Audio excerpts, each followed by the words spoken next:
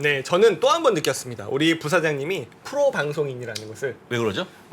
이게 끝나고 나서 광고 들어오고서 하시는 말씀이 과자가 아직 입에 남아 있었다고.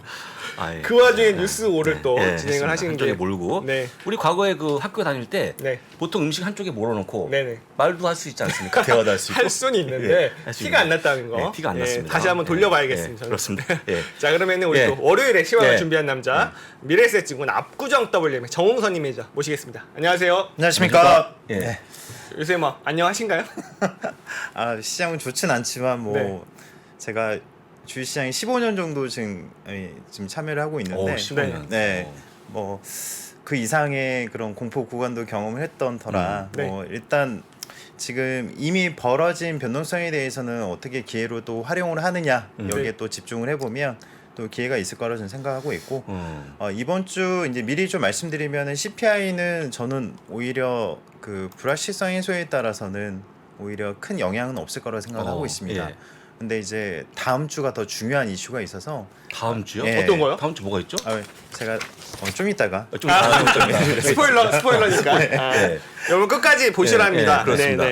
그런데 이번에 네. 저는 이제 매니저님 조금 그 네. 의아한 게 굳이 안 나와야 되는 목요일에 나오신다고 네. 뭐 금리에 대해서 한 말씀 하시려고 그런 거 아닙니까? 금리 일단 결정에 대해서? 미리 좀 한번 말씀드리고 목요일에 또 네. 참석해서 예. 네, 관련된 피드백을 좀 받으려고. 예, 그러니까 좋아하는 네. 분 계시니까 네. 무조건 나오셔서 같이 보시면 좋을 것 같습니다. 네. 예. 우리 또 목요일에도 예, 수고해 목요일 주시네요. 네, 예. 목요일에도 이번 예. 주에는 예. 예, 근데 나옵니다. 아까 말씀하셨듯이 더한 그런 굴곡도 겪어봤는데 네, 그렇습니다. 근데 예, 예. 겪어본 거 또 겪어도 네. 그래도 참 힘드네요. 힘들죠, 힘듭니다. 예. 어쨌든 잘 극복하고 계신 참 대단하신 것 같고. 네. 그러면 오늘 뭐 중국 시황부터 조금 정리해 볼까요? 일단 뭐 중국 짧게 좀 진행을 하는데 일단 중요한 거는 이제 대만 정책법 뭐 독립국으로서 인정을 해주는 거죠. 그래서 이제 ADR 종목들이 금요일 날 크게 좀 빠졌던 하루였고요. 일단 이제 제일 중요한 이슈는 내일 LPR 금리 발표가 있습니다. 당연히 10월 16일에 이제 당대가 있기 때문에 금리 인하, 그러니까 LPR 금리 인하에 대해서는 확률이 좀 높은 상황이고요. 뭐 LTV나 이제 일부 조정 가능성이 여전히 높다고 판단을 하고 있기 때문에 안 그래도 최근에 이제 중국 시장이 우리나라에 좀 영향을 많이 미치고 있죠. 그렇죠. 7위안 이상으로 지금 이제 위안화 약세 부분들이 계속 원화 약세까지도 좀 영향을 좀 미치고 있는 상황이라서 이제 오늘 시장을 보면 2차 전지, 그러니까 여행 레저 관련 소비주들은 강세긴 했습니다. 근데 외국인 수급은 그래도 사거리일 만에 좀 들어왔거든요. 아 그래요? 예. 그래서 이제 희한하네 또. 전반적인 종목들은 다 급락을 했는데 네. 유일하게 오른 섹터가 있습니다. 어떤 거? 전기차. 아하. 전기차. 전기차. 예. 그동안 좀 많이 빠지기도 했고. 그죠? 예, 일단 2022년 기준에 1월에서 8월에 전기차 등록 대수가 322만 대거든요. 네. 제가 2주 전에 참석해서 이제 말씀드렸던 게 이제 500만 대, 700만 대 많게는 내부에서 보고 있는데 이 추세대로 간다면 550만 대 내외 정도가 좀 가능할 것 같고요. 와, 올해 네, 중국의 올해. 전기차가 예, 맞습니다. 플러그인 하이브리드 포함이겠죠. 네네. 전 세계가 한 930만 대 예상인데 네네. 거의 뭐 몇 프로입니까? 60%를 자기. 이번에 중국이 이제 아니에요? 정책 효과가 이제 워낙에 컸고 네. 제가 한 가지 좀 보셔야 되는 게 테슬라가 이번 달 30일까지 차량 구매를 하게 되면 보험료 158만 원을 지급을 해줍니다. 오. 예, 우리나라에는 왜 그렇지 않는지 모르겠는데. 그러니까요. 예. 오. 근데 이제 상하이 쪽 기가팩토리에서 지금 네. 생산량이 30% 정도 늘리고 있거든요. 네. 그럼 당연히 생산량을 늘렸고 그리고 지난달부터 보시면은 정책 효과가 좀 꺾이기 시작했어요. 그러니까 이제 일단 뭐 보조금 혜택이라든가 이런 부분들이 그래서 이제 인도 대수를 16주에서 20주 걸리는 거를 1주에서 4주 정도로 단축을 하거든요. 와. 예. 그럼 이제 만들면서 쭉쭉 빠지는 거네요. 예, 그래서 일단 시장 주도권을 주도하기 위해서 이제 하는 거고 그만큼 이제 사실 이제 전기차는 이제 빨리 찍어내는 게 관건 아니겠어요? 그럼요. 예, 만들면 팔리는. 예. 그래서 이제 이 부분에 좀 가속을 좀 붙이고 있다. 그리고 추가적으로 좀 생각해 보면은 30일 날 AI 데이가 있죠. 네네. 예, 추가적인 모멘텀들 뭐 로보틱스 회사로서의 어느 정도의 비전을 좀 보여줄지 좀 가늠을 해보고 있습니다. 네. 자, 일단 중요한 건 샤오퐁하고 리샹도 400만 원씩 가격 할인이 들어갔거든요. 그러니까 어허. 지난번에 가격 인상 부분도 있었지만 결국에는 수요를 잡기 위해서 다시 가격을 인하하는 그런 상황들이고요. 그래서 이제 앞서 말씀드렸던 그 500만 대를 훌쩍 넘길 걸로 좀 예상을 하고 있기 때문에 네. 이제 오늘 같은 경우는 반발 매수 들어왔다. 뭐 사실 이제 뭐 비아디의 이제 매각 이후부터 네. 전반적인 분위기 좋지는 않았지만 오늘 자체로만 보면 나쁘지 않았던 상황이고요. 그런데 이게 가격을 잘 팔리는데 가격을 인하한다는 거는 약간 네. 실적에는 믹스 요인이 되지는 않을까요? 그래서 이제 그런 비용에 대한 부분들. 네. 그러니까 하지만 이제 지금 테슬라는 지금 어떻게 보면은 어셈블리 라인을 어느 정도 효과적으로 또 그 커버를 하느냐가 좀 관건인데 이제 저는 이제 캐파 자체가 굉장히 많이 늘어날 거로 보고 있거든요. 결국엔 시장 점유율도 많이 그 해줄 거라 보고 있고요. 예전에 제가 한번 질문 드렸던 적이 있는데 박 선생님한테 그 BEP가 전기차 업체들이 BEP가 몇 대를 팔아야지 수익이 나는지 아십니까? 아, 그러니까 1년에? 네. 1년에요. 1년. 글쎄요, 한 100만 대는 팔아야. 아니 40만 대입니다. 아, 그래요? 예. 그렇기 때문에 일반 이제 신생 전기차 업체들은 따라갈 수가 없었던 상황이고요. 샤오펑 같은 경우는 가격 인하했지만 작년 동기 대비해서 계속 수익이 안 좋아지고 있거든요.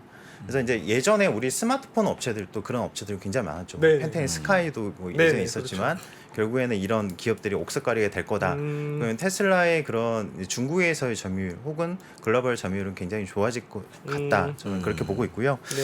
일단 이제 미중 간의 갈등이 이제 유럽까지 좀 확산되는 흐름들이 지난주에 있었습니다. 오, 이제 그래요? 이게 이제 미국 관련된 내용들인데 네네. 강제노동 금지법 추진이 발표됐죠. 14일에. 어떤 그래서 거요? 이게 뭐냐면 신장 위구르 지역. 네. 그러니까 이제 지금 독일에서는 이미 이제 인권 문제를 이제 걸고 넘어졌었죠. 그래서 네. 유럽 쪽에서 이제 얘기가 나오는 거는 태양광용 폴리시리콘 배터리 양극재 원료가 신장 위구르 지역에서 그 생산이 되거든요. 그렇죠. 근데 이 지역에서 생산 그리고 수출되는 것들, 수입되는 것들을 아예 못하게 하겠다 이렇게 얘기가 나왔고요. 또 뭐 다초나 이런 기업들이 거기서 하더라고요. 네, 그래서 폴리시리콘의 40%를 신장 위구르 지역에서 생산을 합니다. 네. 글로벌적으로. 그러면 무역액 전체적인 배터리와 태양광 업체들에게 굉장히 영향이 있을 거고요. 네. 그래서 이제 미국 업체들로 보면 인페이스 에너지나 네. 솔라이지가 며칠 전에 좀 큰 상승이 있었던 이유가 네. 이 이유라고 보시면 될 것 같고요. 음. 이제 우리나라 업체로 보면 OCI 그렇죠. 그리고 이제 뭐 독일의 바커나 미국의 햄록 같은 업체들이 여기에 이제 해당이 되는데 이제 결국에는 태양광 점유율이 이제 중국을 따라잡을 수는 없기 때문에 일부 점유율을 그렇죠. 가져가더라도 대세는 변하기 힘들 것 같고 또 한 가지 좀 생각을 해보자면 네. 반도체에 관련돼서 예전에 제가 말씀드렸지만 규제 요인들이 미중 간에 규제가 계속 생기고 있다. 또 나왔어요? 예. 예전 거에? 그래서 이제 이게 어플라이드 머트리지의 2개 제조 장비사에 네. 공문을 바탕으로 수출 금지에 관련된 규정이 다음 달 공개 계획에 있다 이런 얘기가 나왔거든요. 또 나올 게 벌써 예, 약간 그렇습니다. 그 기사가 흘러나온 거네요. 네, 최근 장비주도 주가가 좀 흘러내리고 있는데 이게 이제 지난 8월 말에 엔비디아가 이제 중국 비중이 높았기 때문에 굉장히 타격이 있었잖아요. 네네. 결국엔 반도체 지원법과 IRA, 그러니까 인플레 감축법 그리고 시포는 중국을 규제하기 위해서 생긴 상황인데 우리가 또 다르게 또 생각을 해본다면 일반적인 반도체 업체, 칩 업체들이 타격이 있다고 하더라도 틈새로 네. 군사적 목적이 아닌 칩은 좀 괜찮지 않을까? 네. 그러면 NXP 같은 경우는 IoT나 차량용 반도체 네네. 뭐 이런 업체들은 좀 흐름이 괜찮을 것 같고요. 음. 그 아이폰 14가 좀 잘 팔릴 것 같아요. 지금은 이제 예상대로 그쵸. 뭐 하반기 1억대 정말 이제 생산을 할 건데 이제 프리미엄 폼 시장에서 좋아진다면 이제 다행히 AP 칩이나 이제 그 RF 칩에서 이제 브로드컴이나 퀄컴 같은 경우는 이번 시장의 하락이 끝나고 나서는 그래도 반도체 내에서 좀 선방을 해줄 수 있는 아하. 흐름들이 나올 수 있다. 이런 시각에서도 좀 볼 수 있겠습니다. 이게 아이폰 애플도 약간 경고 네. 먹었죠. 그 랜드 플래시 이제 중국 업체 거 쓴다고 했다가 예, 맞습니다. 의외에서 그냥 한마디 들었던 것 근데 같아요. 사실 중국 그 부품이 안 들어간 제품이 없는데도 불구하고 네. 미국에서는 원천적으로 장기적으로 보고 있는 거죠. 모든 칩을 다 재료를 다 빼겠다. 근데 결국엔 태양광도 실질적으로 이제 뭐 인플레이션 감축법을 하더라도 뭐 중국 업체가 수혜를 볼 수밖에 없잖아요. 점유율로 네네. 보면 이런 부분들을 미국 쪽 내에서 어느 업체가 좀 기회를 살릴지를 뭐 좀 봐야 될 것 같고 네. 근데 이런 하락장 속에서 인페이스 에너지나 일부 종목들은 굉장히 좀 좋았지 않습니까? 네, 그렇죠. 이런 부분들을 볼 필요가 있고요. 이제 지금 아시아 시장이 계속 변동이 커지고 있습니다. 네. 지난 외환 위기 그리고 99년에 러시아 디폴트로 이어지는 여러 상황들 내에서 환율에 대한 부분을 빼놓을 수가 없는데 그렇죠. 지금 홍콩의 외환 보유고가 네. 4,300억 달러 수준까지 빠졌거든요. 그래서 이제 8월 달에 원래 한 얼마? 4,900억 정도 근데 내외였습니다. 이 속도가 장난 아니네. 예, 속도가 빠른 10% 거죠. 이상이 그냥. 네네. 그러니까 달러 패거즈 때문에 외환 보유고를 많이 소진시킨 걸로 보이십니다. 네. 근데 일단은 중국이 안 좋을 때 홍콩이 리스크가 부과이 되고 뭐 기초화산을 많이 홍콩 H시어나 항생지수나 일부 지수들 많이 포함이 돼 있는데 중요한 건 제가 왜 다음 주가 더 중요하다고 좀 말씀을 드렸던 이유가 네. 9월 25일에 이탈리아 총선이 있습니다. 아. 근데 이제 극우 극우정당에 정당. 네. 멜로니가 새 총리가 유력하거든요. 지금 지지율 차이가 20% 가까이 나기 때문에 거의 이제 이 움직임이 될 거고 이제 반유로 그러니까 EU 탈퇴나 이런 부분들에 대해서 이탈리아 시트 뭐 이렇게 되겠네요. 네. 이탈리아 시트. 그래서 중요한 거는 이제 브렉시트 때 우리가 얼마나 고생을 했습니까? 거의 네. 한 6개월 이상은 굉장히 시장이 이 발목을 좀 잡았던 걸로 좀 기억을 하고 있는데요. 그만큼 이제 중요한 이벤트가 있고 환율에서 또 빼놓을 수 없는 거는 10월 16일에 이제 시진핑 당대회가 있죠. 네네. 그러면은 10월 말까지는 중국이 부양 기조, 그러니까 혹은 지금 위안화 약세를 계속 유지할 가능성이 높기 때문에 이런 부분들을 감안했을 때는 이 상태에서 강달러가 유지가 10월까지는 좀 될 가능성이 높다는 게 제 생각이고 그 이제 속도는 그렇게 빠르진 않을 거다. 그냥 요 수준을 계속 유지할 수 있는 이제 환경이라는 것만 좀 기억해 주시면 될 것 같습니다. 이탈리아 총선이 좀 걱정이 되는 게 지금 유로가 간간히 버티고 있거든요. 근데 유로가 무너지면 유로화가 그러니까 이제 뭐 이게 유로가 이제 유럽이 이제 산산이 찢어지면서 그럼 뭐 달러 강세는 거쳐볼 수 없는 거라. 네. 그래서 제일 중요한 이벤트인 게 네. 달러 강세와 국채금리 상승이 시장의 하락을 이끌고 있잖아요. 그러면은 다음 주에 만약 유로화 약세가 급진적으로 좀 일어난다면 시장에 약간의 발작이 있을 수 있다. 근데 이제 이게 추세적인 하락일 것 같지는 않거든요. 그러니까 이제 우리가 유념해야 될 거는 이번 주 CPI는 불확실성 해소에 따라서 주가가 올라갈 확률이 저는 높다고 보고 있고 네. 그 이후에 이제 넘어야 될 산이 이제 이탈리아 총선이다 이렇게 좀 보고 있습니다. 금리 결정이 네네. 이번 주에 나오는 금리 결정이 예, 쉽게는 맞습니다. 네. 그나마 조금 FOMC. 기대를 해볼 만한 거는 네. 우리가 2012년, 13년, 14년 이제 남유럽 위기 때 그리스 총선을 했는데 그때 극좌였나 이게 네. 이름은 제가 기억이 안 나는데 그 총리가 이제 완전히 극좌인지 아마 극우인지 기억 안 나는데 그 사람이 이제 그렉시트를 주장하고 나왔거든요. 근데 맞아요. 막상 네. 국가 수반이 되고 보면 그러면 안 되거든요. 그래서 네네. 그냥 다시 뭐 스무스하게 넘어갔던 기억이 있는데 네. 이번에 이탈리아도 좀 그런 기대는 좀 해야 되지 않을까. 사실 이제 먹고 사는 문제에서는 어떤 네. 국민이고 간에 또 스탠스가 달라질 수 있는 거니까 지금은 일단 이 이슈까지는 좀 체크해볼 필요가 있지 않나 네. 저는 그렇게 보고 있습니다. 예, 예. 중요한 이슈가 있네요. 그러면 뭐 이제 미국 증시 좀 네네. 짚어주시겠어요? 일단 앞서 이제 지난 한 주 동안의 하락률을 보면 2주 연속 굉장히 좀 크게 하락을 했죠. 예. 근데 이제 중요한 거는 제가 이제 그 하락했던 원인에 대해서 우리가 다시 좀 살펴보면 사실 코어 CPI가 주택 관련된 이제 임대료가 39% 40%에 가깝잖아요. 네네. 근데 제가 여러 번 이제 방송에 나와서 말씀드렸지만 펜니세이즈나 주택 관련된 지표가 지수가 계속 내려가고 있다. 네. 그 이제 그런데 이게 시차가 존재하기 때문에 내년 하반기에 이게 반영이 된다. 그러면 이게 분명한 거는 임금 상승이 전월 대비해서 0.3%에 그쳤었고 네. 전반적인 흐름들을 봤을 때 기조적으로 코 CPI가 올라갈 것 같지는 않습니다. 그러니까 뭐 예상보다 이미 이제 그렇지만 중요한 거는 FOMC를 앞두고 우리가 이제 FOMC에서 금리를 이미 올려버린다면 우리가 가장 이상적으로 생각할 때 소프트 랜딩은 이제 물 건너 간 거잖아요. 물 건너갔지. 거기에 따른 실망감이 가장 컸다고 저는 생각을 하고 있거든요. 그래서 일단 지금 공세적으로 저가 매수가 들어왔던 쪽에서 보면 당연히 밸류에이션이 확장될 이유가 없는데 이 이슈가 예상보다 나오지 않았고 또 제가 가장 조심하는 주는 선물 옵션 만기일이 있는 주를 올 초부터 항상 조심했기 때문에 제가 그래도 큰 하락을 피해왔었거든요. 분명히 그 주에는 분할 매수 쪽으로 대응하시는 게 맞는 거고요. 그래서 일단은 이런 부분들을 보면 그래도 밸류에이션 하단 정도 16.7배 내외 정도에서 지금 형성이 되는 건 나쁘지 않은데 네. 전반적인 뭐 세계은행 그리고 IMF에서도 성장률 전망 계속 이제 하향 조정을 하고 있죠. 네. 뭐 지난 세계은행이 뭐 글로벌 경기 침체가 임박한가라는 뭐 보고서도 있었고요. 근데 이제 골드만삭스에서 미국 내년 성장률을 1.1%까지 하향을 했거든요. 기존에 1.5%였는데 그래서 이제 연준의 이제 금리 인상 기조가 이대로 지속이 된다면 당연한 얘기이기도 하고 올해 성장률 전망치는 0%로 기존을 유지를 했습니다. 그래서 일단 실업률도 3.7%. 근데 이제 한 가지 중요한 거는 이제 그 금리는 75bp 인상을 그렇죠. 전망을 75bp. 했거든요. 네. 그래서 레이 달리오는 4.5%를 스치기만 해도 20% 폭락이다라고 얘기를 했는데 네. 지금 금리 스탠스를 본다면 당연히 만약에 75bp 인상과 다음 달 이제 11월과 12월이 50bp씩 인상을 한다면 네. 굉장히 얘기가 좀 달라지는 거죠. 지금은 4%가 넘어가는 상황이기 때문에 그래서 일단은 그럼에도 불구하고 이제 금요일 시장을 보면 예상보다는 견조했습니다. 그 이유를 한번 좀 살펴볼 필요가 있는데 왜 그랬을까요? 네, 소비 심리 지수가 개선이 됐고요. 네. 기대 인플레이션이 하향이 됐습니다. 어허. 9월 소비 심리 지수는 59.5, 전월에 58.2에서 개선이 됐고요. 네. 1년 기대 인플레이션도 4.8에서 4.6으로 하향 조정이 됐고 네. 지금 5년 기대 인플레이션도 2.8%로 하향 안정이 됐거든요.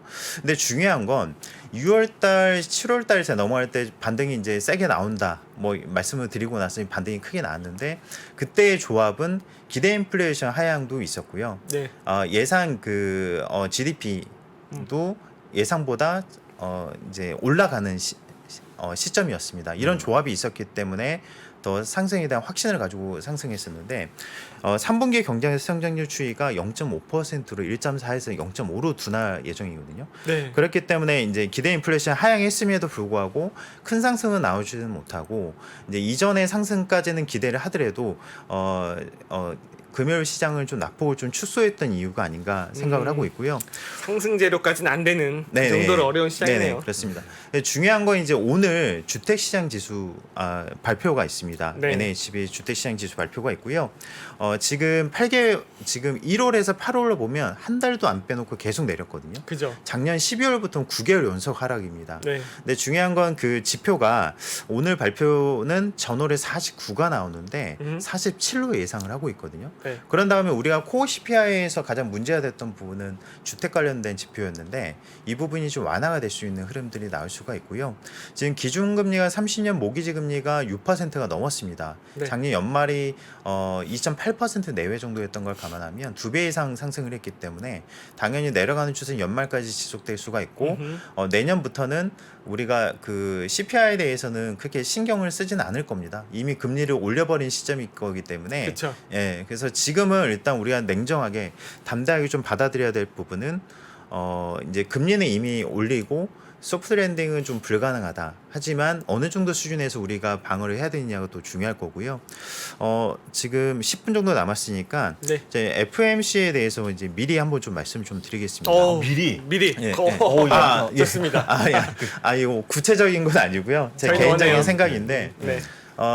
연준이 긴축을 지금 우리가 이제 75bp, 100bp까지도 열어둬야 되는 이유는 사실 뭐 지금 지난번 실업수당 청구 건수나 이제 어떻게 보면 고용 관련된 지표들이 아직 견조한 상황이고 근원 CPI가 앞서 말씀드렸던 대로 전월 대비 예상보다 높았고 그리고 근원 생산자 물가 지수도 예상보다 높았습니다. 네. 그러면 또 한 가지 좀 시진성을 또 생각해야 될 부분은 우리가 이제 금리 인상을 계속 하는 이유는 소비를 억제하려는 거잖아요. 그렇죠. 근데 지금 작년하고 똑같이 흘러간다면 10월부터 연말 소비 시즌이 시작될 가능성이 높습니다. 그러면 지금 어제 핀테크 주식들이 좀 많이 내렸는데 네. 10월부터 소비 시즌이 시작된다면은 이미 또 금리 인하료도 반영해서 지난달에 반등이 나왔는데 연준 입장에서는 시장에 강력한 메시지를 줄 가능성이 높습니다. 그렇겠죠. 지금, 그러면 지금 우리가 100bp까지 항상 열어둬야 되는 이유는 그 이유라고 보고 있고요. 저는 개인적으로 75bp를 보고 있지만 네. 100bp를 해도 원망할 사람이 없다는 지금 상황이고 이제 일단은 레드북 지표를 통해서 소매 판매나 이런 부분들은 이미 선행 지표들이 꺾였음에도 불구하고 소매 판매가 잘 나왔던 이유는 전월이 하향 조정이 됐죠. 그래서 0.3% 정도 소매 판매가 증가를 했죠. 소매 판매가 증가된 게 굉장히 그 어떻게 보면은 안 좋은 시그널일 수도 있지만 지금 ISM 신규 주문이 이제 이전보단 꺾이고 있는 흐름이거든요. 그러니까 네. 반대로 생각해 보면 지금 소비가 완만하게 지금 꺾이는 흐름들이 나오고 있다라고 저는 생각을 하고 있고, 그렇다면 연준의 입장에서는 지금까지 신뢰의 문제가 있기 때문에 네. 그래 100bp를 올려서 시장에 확실한 메시지를 주는 것도 중요하지만 75bp에서 완충을 시킬 가능성이 높지 않을까.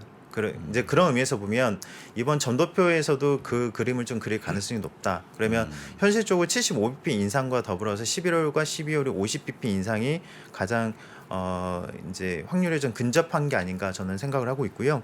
일단 시장에서 예상한 바와 같이 4% 정도 내외 수준이라면 네. 불확실성 해소가 될 수가 있고요. 예, 찰스 에반스나 브레너드 부의장 같은 경우도 이전과 다르게 약간 완화적인 태도로 좀 바뀌고 있거든요. 네. 그러면 과거 파월이 강경하게 발언했을 때보다는 조금 완화될 가능성이 높다. 그러면 우리가 이게 장중에 혹은 이제 FOMC가 끝나고 나서 전후에서는 이런 우려감이 너무 과했던 게 아닌가 하면서 갑자기 시장이 한 번 정도는 반등이 좀 크게 나오지 않을까 저는 보고 있고요. 네. 일단은 지난 6월 증시가 저점을 기록했을 때 10년물 금리, 2년물 금리로 보면 3.5%가 정점이었거든요. 그러면 이번에는 넘을 것 같아. 2년물 금리는 4%를 찍고 얼마나 하향 안정이 빨리 되느냐에 따라서 시장 반등이 빠르다. 그러니까 지난번에 우리 장전장님이 한번 기억하시면은 3.5%를 찍고 나서 급격하게 안정이 되면 시장이 거기에 비례해서 크게 반등이 나왔었거든요. 네. 이번에도 마찬가지로 같은 코스일 가능성이 높다는 게 제 개인적인 생각이고요. 이제 이런 부분들을 감안하면 이제 주가 타이밍을 한번 그렇게 좀 잡아보는 것도 괜찮을 것 같습니다. 그러니까 말씀하신 대로 이게 지금 주식시장은 불확실성을 싫어하잖아요. 근데 그렇죠. 자이언트 스텝까지는 알겠어요. 100bp를 하는 것도 가능은 해. 근데 우리가 지금 치료하는 불확실성은 언제까지 얼마까지 올릴 거냐가 불확실해졌기 때문에 점도표를 빨리 봐야 될 것 같아요. 그걸 보면 그날 또 반등할 수 있겠네요. 보면은 네. 또 그까지 오케이. 오케이. 그럼 네, 버텨보지 네, 뭐 네, 이렇게가 네. 될 수 있는 거라서 지금 사실은 10년물 금리가 3.5 간당간당 하고 있어가지고 거의 다 왔죠. 이거 네, 넘으면 또 네. 아니 뭐 일단 넘는 거를 기정사실하고 보는 게 맞긴 맞을 것 같아요. 네, 맞습니다. 일단 찍고 빨리 하향 안정화되는 네. 게 가장 중요할 것 같고요. 일단 이제 제가 많은 투자자분들께서 네. 이제 비테크 종목들이 네. 이제 어떻게 상승이 나올 수 있는지, 혹시 이제 혹은 상승에 대한 전제 조건에 대해서 항상 좀 많이들 문의를 하십니다. 뭐 신정보다는 궁금하죠. 예. 네. 그래서 어느 시간을 좀 봐야 되느냐. 근데 일단은 우리가 관점을 좀 바꿔야 되는 게, 2-3달 전까지만 해도 코인베이스나 일부 업체들이 구조조정을 한다고 하면 주가가 폭락을 했었죠. 코인베이스 그렇죠. 네. 그렇죠. 근데 뭐 레드핀도 마찬가지였고, 혹은 이제 일부 기업들 메타도 그랬지만, 근데 이제 우리가 이제 관점을 좀 바꿔야 되는 게, 알파벳 CEO가 지난번 컨퍼런스에서 보다 적은 자원으로 기업을 운용할 필요성에 대해서 언급을 했습니다. 그렇죠. 이 말인즉슨 20%의 효율성을 언급을 했거든요. 그 20%가 뭘 뜻하는 걸까요? 감원이죠, 감원. 맞습니다. 네, 자르겠다. 예, 지금 알파벳이 지금 고용인은 17만 명입니다. 예, 그러니까 전년 대비해서 보면 21% 정도 증가한 수치고요. 네. 2019년 코로나 팬데믹 이전으로 보면 46%나 증가한 인원이에요. 근데 이게 문제는 임금도 굉장히 높죠. 엄청 높죠. 네. 꿈의 직장인데. 네. 그래서 이제 2분기 매출 성장 10% 미만이라고 한다면 당연히 CEO 입장에서는 인원을 감축할 수밖에 없는 거죠. 네. 근데 인원 감축이라는 게 예전에는 우리가 금리 인상 시에 성장주에 대한 기대감이 높았을 때는 악재 요인이긴 하지만, 제가 봤을 때는 내년의 트렌드로 보면 얼마나 비용 통제를 잘하는 기업에 따라서 주가의 운명이 저는 갈라질 거라고 저는 생각을 하고 맞아요. 있습니다. 그래서 일단 이제 메타도 책임형 시스템 해체로 일부 감원을 추진했고요. 금요일 날 시장에서 아마존이 2% 정도 하락을 했죠. 다른 네. 비테크 종목들은 견조했음에도 불구하고. 근데 이제 왜 그러냐면 물류창고 계획 철수를 42곳이나 했거든요. 근데 중요한 건 물류창고나 일부 성장이 되는 투자에 대해서는 지금 메타도 마찬가지면 메타버스 투자도 그렇지만 장기적인 성장을 보면 분명히 투자가 있어야지 성장이 있는 거잖아요. 그렇죠. 지금은 경기가 확실히 하락 추세, 침체 사이클로 들어갔기 때문에 비용 통제, 그러니까 비용 절감 효과가 2023년에 나오는 기업들은 오히려 더 좋을 거라고 저는 생각을 해요. 왜냐하면 우리는 분기 단위로 실적을 체크하기 때문에 비용 통제가 되는 기업에 대해서 내년 1분기 이후부터 보면 굉장히 명암수 갈릴 가능성이 높다. 그러면 비테크 내에서도 보면 이러한 실적을 기반으로 해서 좋은 기업들은 주가가 올라가고 올해 이제 메타처럼 아주 안 좋은 기업들은 또 제2의 메타가 나올 수 있는 거 아니겠습니까? 그렇죠. 언제든지 나올 수 네. 있죠. 그래서 이제 아마존도 그런 관점에서 보면 비용 절감 효과가 오히려 가장 크다. 그럼에도 불구하고 지금의 하락은 굉장히 뭐 물론 이제 의미 있는 하락이긴 하겠지만 또 다른 관점에서 내년의 관점에서 보면 또 나쁘지 않다는 게 저는 개인적인 생각을 하고 있습니다. 그러니까 비용 통제 말씀하시니까 일단 그 내년까지는 좀 네. CEO가 독한 네. 그런 기업들이 조금 더 날 수 있겠다. 맞습니다. 왜냐하면 경기 침체 시기이기 때문이죠. 가장 그러니까, 예. 가장 독한 사람은 일론 머스크 같은데. 네. 그냥 독하죠. 옛날 같으면 이제 그 스티브 잡스 당신 네. 딱 엘리베이터에서 만났는데 당신은 우리 회사를 위해서 어떤 기여를 합니까? 어버버하면 나가. 이게 스티브 잡스 스타일이니까. 멋있네요. 네. 직접 만나신 것 같습니다. 꿈에서. 네, 꿈에서. 네. 그리고 한- 예, 마지막 한 2분 그리고 정도 남았는데. 네, 뭐 제가 마지막. 중요한 게 이 말씀을 좀 드리고 네. 싶어서 이제 페덱스가 21% 급락을 했죠. 예. 갖고 있는 분들은. 근데 이게 또 관점을 또 다르게 가져야 되는 게 네. 78년 상장 이후에 최대 폭의 하락이긴 합니다. 네. 근데 이제 글로벌과 거시경제 추세가 좋지 않다. 그리고 CEO가 밝혔던 것처럼 경기 침체, 리세션에 이제 세계적으로 리세션이 오고 있다라고 언급을 했죠. 하지만 이제 냉정하게 보면 이제 유난히 페덱스가 안 좋았던 이유는 유럽향 매출이 컸기 때문입니다. 그러니까 이게 그 몇 년 전에 독일 TNT 익스프레스를 44억 유로에 인수를 했거든요. 네. 근데 중요한 거는 유럽 경기는 이미 침체에 빠졌죠. 이미 침체죠. 예. 그러면 이걸 직격탄을 맞은 게 이제 페덱스라고 보시면 되고요. 반대로 UPS 같은 경우는 미국 매출이 그렇죠. 큽니다. 예. 그래서 유럽과 미국에 대한 차이가 큰 거고 앞서 우리가 엔비디아랑 AMD를 비교했을 때 엔비디아는 중국향 매출이 컸죠. 그쵸, 상대적으로 그쵸. AMD나 뭐 인텔이나 이런 업체들은 미국향이 컸기 때문에 상대적으로 주가가 방어를 했었던 거고요. 네. 그리고 UPS는 이제 단체로 계약을 합니다. 그러니까 이제 운전자를 뽑을 때 높은 임금을 단체 계약을 하는데 이제 페덱스는 좀 약간 잔머리로 굴렸어요. 그러니까 뭐 이제 개별로 계약을 했고 네. 이제 임금은 뭐 개별 협상을 통해서 하겠지만 운전자가 부족했던 거죠. 사실 이제 코로나 시기에 이게 이제 인력을 구하기 힘들었던 거죠. 그래서 양 주가를 보면 지금 페덱스는 연초 이후부터 보면 37%나 급락을 했고 지금 UPS는 17%나 하락을 했죠. 그러니까 진 크레이머도 페덱스 자체의 문제다. 그러니까 네. 이게 떠오르는 부분이 있을 겁니다. 그러니까 월마트 실적 발표할 때도 마찬가지로 타겟이나 일부 업체들 같은 경우는 과장돼서 전체 소매업체가 하락을 했지만 결국에는 월마트 이후에 다른 시점에 이제 그 자체 재고의 문제로 표현이 됐을 때는 주가가 다른 업체들은 더 올라왔었고 이제 월마트도 이제 그 이후에 더 큰 이슈가 있었기 때문에 그 일부 복원 이후에 다시 떨어지긴 했지만 이게 이제 재평가가 될 부분이고요.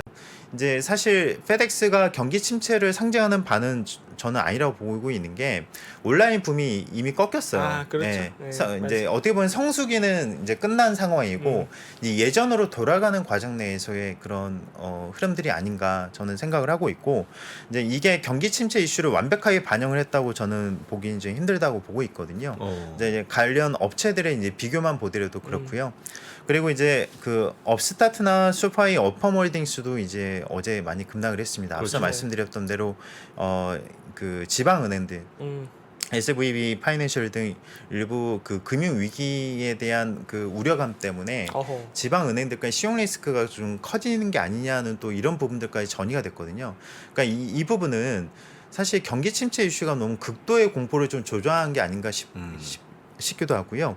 중요한 건 이제 10월에 이제 소비 시즌이 이제 가까우고 있기 때문에 이런 우려감들은 어느 정도 해소가 될 거라는 게 저는 개인적인 생각을 좀 가지고 있기 때문에 너무 좀 우려에 우려를 가지고 주식시장 전체를 좀 흐리게 보는 것도 전체 자산을 나중에 또 지켜봤을 때 좀 안 좋지 않을까 생각을 하고 있기 때문에 이제 페덱스는 자체의 문제로 끝날 가능성이 높다라고 좀 생각을 해주시면 될 것 같습니다. 예. 좀 과도한 낙관도 문제지만 과도한 우려도 문제인 것 예, 같다. 맞습니다. 그렇게 예. 생각하시는 것 같습니다. 네. 딱 정리가 됐네요. 네, 맞습니다. 그럴 줄 알았으면 저는 페덱스가 그럴 줄 알았어요. 네. 또 이번 주 목요일 날 나오신다고요? 네, 또 이번 주 목요일 날 출연하게 됐습니다. 실적이 그날 나오는 걸로 알고 있는데 네네. 예, 딱 맞춰 나오는 것 예, 같습니다. 제가 FMC 이유와 이제 다른 부분들 좀 피드백해서 다시 네. 한번 좀 전달해드리도록 하겠습니다. 목요일 날 기대하도록 하겠습니다. 예, 알겠습니다. 네. 네. 오늘 고생하셨습니다. 고맙습니다. 네. 감사합니다. 네, 미래세증권의 정우선님이 저와 네. 함께했고요. 저 잠깐 예. 광고 보시고요. 우리 또 소상증권의 박상준 이사 모시러 가겠습니다. 네. 옛날에는 우리는 개인 투자들이 사면 장이 빠지고 개인 투자들이 팔면 장은 오르고 막 이런 얘기 했잖아요. 그런 얘기하는 사람들은 정말 진짜 이제 물러나야 돼요. 제 경험상 캐시가 최고입니다. 10년 있으면 엄청난 기회가 와요. 평일 600석 전석 매진 2022 하반기 자산시장 대전망이 온라인으로 출시됐습니다. 우리는 펀드 매니저가 아니에요. 그리고 우리는 전문가가 아니에요. 왜 자꾸 우리가 전문가가 되려고 그래요? 아파트 사고 뭐 재산 올라오고 그게 다 내 덕인 줄 알잖아. 근데 중앙은행 덕이라고. 거기서 내셔줄 때 같이 들어가야 돼. 근데 지금 들이마시는데 그 앞에다 대면 빨리 들어가지.